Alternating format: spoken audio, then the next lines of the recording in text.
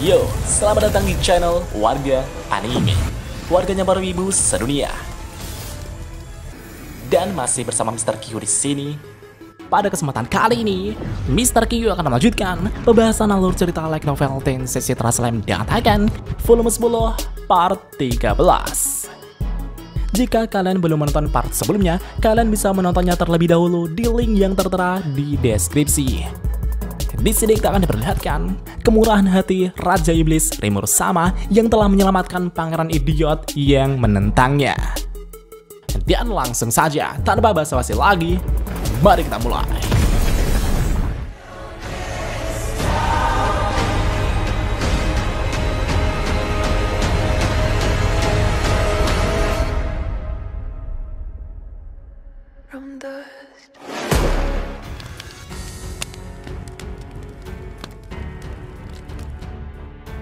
Ketika rapat dewan berjalan dengan kacau, pertarungan pun telah terjadi. Komplotan pangeran Elric yaitu Kai dan Rainer kini telah bertarung dengan Suna dan Hinata Sakaguchi.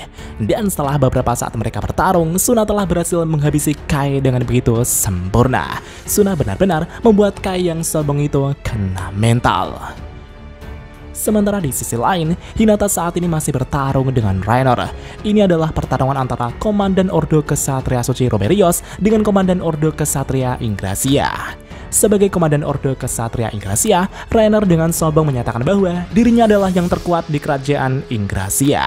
Bahkan bagi Pangeran Elric, Rainer adalah kartu asnya untuk mendominasi Raja Iblis Rimuru. Ketika pertarungan Rainer dan Hinata berlangsung, Elric dan Gavan pun berteriak kepada Rainer untuk tidak menahan dirinya dan segera menghabisi Hinata Sakaguchi. Gavan dan Elric mengira jika Rainer sengaja mengalah dan mempermainkan Hinata. Namun kenyataannya sungguh berbeda. Rainer saat ini sama sekali tak berkutik di hadapan Hinata.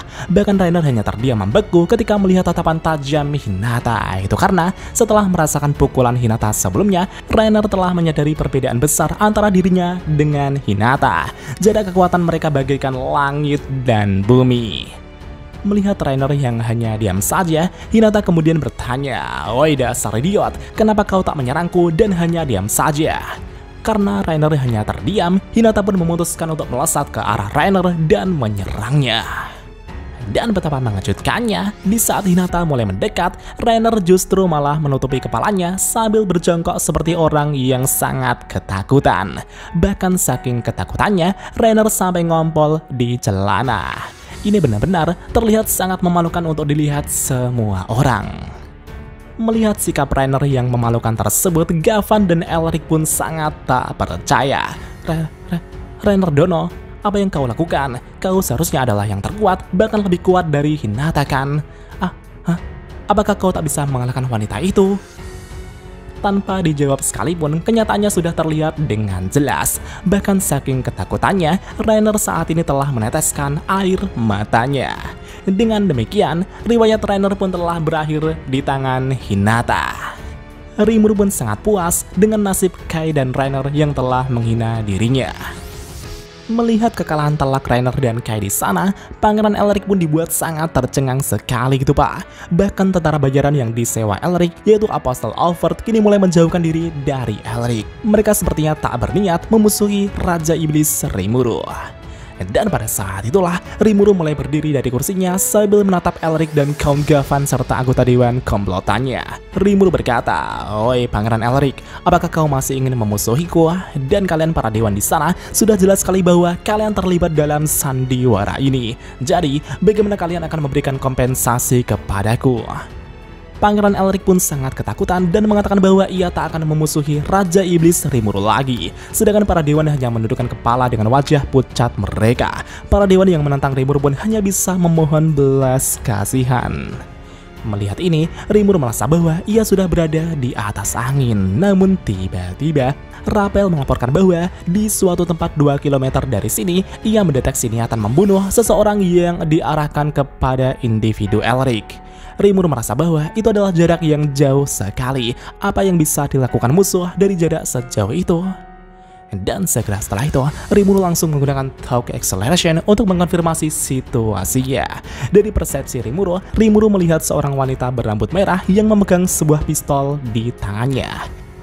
Raphael mengkonfirmasi bahwa nama senjata itu adalah Wattler P99, sebuah senapan dengan jarak efektif 60 meter.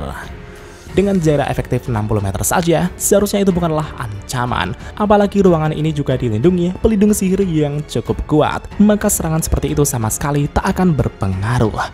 Rimuru pun bertanya-tanya apa yang direncanakan wanita tersebut. Dan pada saat itulah, wanita itu telah menarik pelatuknya. Dalam animasi frame by frame, Rimuru melihat peluru itu tiba-tiba tersedot ke lubang hitam dan menghilang seketika. Dan beberapa detik kemudian, tiba-tiba peluru itu keluar dari lubang hitam yang berada di sebelah kepala Elric. Raphael melaporkan bahwa itu adalah Dimensional Transportation atau bisa disebut juga Dimensional Connection. Itu adalah skill yang dapat menghubungkan dua titik koordinat. Dengan demikian, meskipun jarak wanita itu sejauh 2 km, sedangkan jarak efektif senapan tersebut 60 meter, wanita itu bisa mempersempit jaraknya dengan Dimensional Connection untuk menempuh jarak efektif senapannya. Jadi pada saat itulah, lubang hitam muncul sekitar 50 cm dari kepala Elric. Dan seketika itu juga, dari lubang hitam tersebut muncullah peluru dengan kecepatan lebih dari 400 meter per detik yang akan langsung menembus kepala Elric. Ya, itu adalah momentum yang sangat-sangat tak mungkin untuk dihindari. Bahkan Rimuru merasa bahwa tak ada yang bisa ia lakukan untuk menyelamatkan Elric. Tapi tiba-tiba, Raphael melaporkan bahwa itu bukanlah masalah. Raphael kemudian menyarankan untuk mengaktifkan skill ultimate Beelzebub. Dan tentunya, Rimuru langsung menyetujui saran Raphael untuk mengaktifkan Beelzebub. Dengan kecepatan yang sangat cepat, bahkan mengabaikan ruang dan waktu, peluru itu berhasil ditangkap Rimuru dengan Beelzebub. Ya, itu benar-benar situasi yang luar biasa. Dengan demikian, Elric pun berhasil lolos dari kematiannya. Di satu sisi, Hinata yang melihat itu pun sangat tak percaya. Meskipun Hinata merasakan ancaman itu juga, tapi Hinata sama sekali tak bisa bereaksi sedikit pun. Komandan Apostle Over juga tampak kaget dan menatap Rimuru dengan tatapan tercengang. Segera setelah itu, Rimuru kemudian menyuruh Zoe untuk mengejar pelakunya. Sementara di satu sisi, orang-orang di sekitar juga mulai memeriksa apa yang terjadi. Moderator staf, para prajurit, komandan tentara bayaran, dan Hinata kini mulai berdiskusi mengenai masalah tersebut. Mereka pun bertanya-tanya apakah seseorang mencoba membunuh Pangeran Elric. Hinata kemudian menjawab bahwa mereka sengaja berniat untuk membunuh Pangeran Elric untuk menjebak Raja Iblis Rimuru. Jika Pangeran Elric terbunuh dalam situasi kekalahannya itu, para dewan pasti akan mencurigai Raja Iblis Rimuru dan menolak Tempest bergabung dengan dewan. Mendengar pendapat Hinata tersebut, moderator pun setuju dengan Hinata. Pangeran Elric dan orang-orang bodoh itu sepertinya digunakan sebagai bidak sekali pakai. Di satu sisi, Elric yang mendengar jika dirinya diincar itu pun sangat cemas sekali. Seseorang mencoba membunuhku. Setelah merenungi nasibnya ini, Elric pun mulai mengakui kesalahannya. Elric juga mengatakan jika semua ini adalah rencana Count Gavan. Gavan adalah orang yang memberikan item sihir Orb Domination dan menjanjikan sesuatu pada Pangeran Elric. Namun di satu sisi, Count Gavan sama sekali tak mengakuinya dan terus mencari-cari alasan bodohnya. Tapi meskipun begitu, semua orang di sini tahu dengan jelas bahwa Gavan adalah konspirator di balik semua ini. Dia adalah yang menghasut Pangeran Elric dan menyebabkan keributan saat ini. Namun Rimuru merasa Gavan sepertinya hanyalah pion belaka. Dengan kata lain, masih ada dalang di belakangnya. Dan sesaat kemudian, pintu ruangan tiba-tiba terbuka kembali dan ternyata Raja Egil bersama pengawalnya telah tiba di sini. Ketika semua orang melihat kedatangan Raja Yggdrasil ini, anggota dewan pun mulai berlutut untuk memberikan penghormatan mereka. Di saat semua orang berlutut, Rimuru yang kurang fokus itu pun hampir berlutut juga. Tapi untungnya, Suna dan Benimaru menghentikan Rimuru. Di satu sisi, Raja Egil mulai melihat situasi yang terjadi. Setelah memahami situasinya, Raja Egil kemudian menatap Rimuru dan berkata, "Sepertinya putraku telah memberimu banyak masalah. Sebagai seorang ayah, aku ingin meminta maaf kepada Anda, Raja Iblis Rimuru." Karena Rimuru tak ingin masalah ini bertambah parah, Rimuru pun menerima permintaan maaf Raja Egil tersebut. Yang akhirnya, Raja Egil dan Rimuru pun saling berjabat tangan. Segera setelah itu, Raja Egil kemudian memberikan perintah kepada pengawalnya untuk segera menangkap Elric, Gavan, Kai, dan Rainer di sana. Menanggapi perintah tersebut, para inkuisitor sihir yang merupakan pengawal raja itu pun mulai menangkap mereka. Namun di saat Rainer dan Kai akan ditangkap, mereka berdua mencoba untuk melawan. Tapi sayangnya, para inkuisitor sihir dapat mengatasi Rainer dan Kai dengan sangat mudah. Menurut Rimuru, para inkuisitor sihir itu bukanlah orang biasa.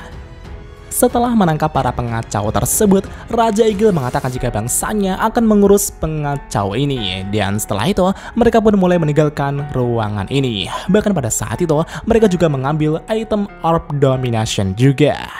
Karena Rimuru tak ingin item itu disalahgunakan, Rimuru secara diam-diam merusak fungsi item Orb Domination tersebut.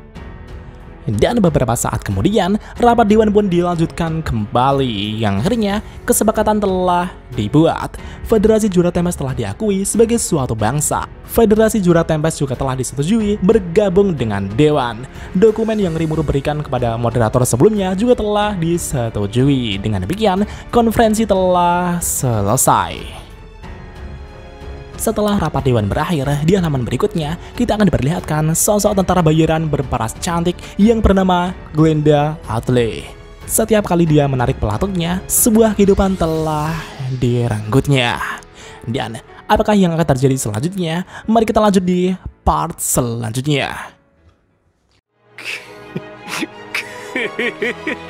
久しぶりの現世です。せいぜい楽しむとしましょうか。 Dan jika ada kesalahan dalam pembahasan, Mimin mohon maaf. Dan sekian untuk pembahasan kali ini. Dan jangan lupa klik like dan subscribe juga guys. Tentu saja di Warga Anime.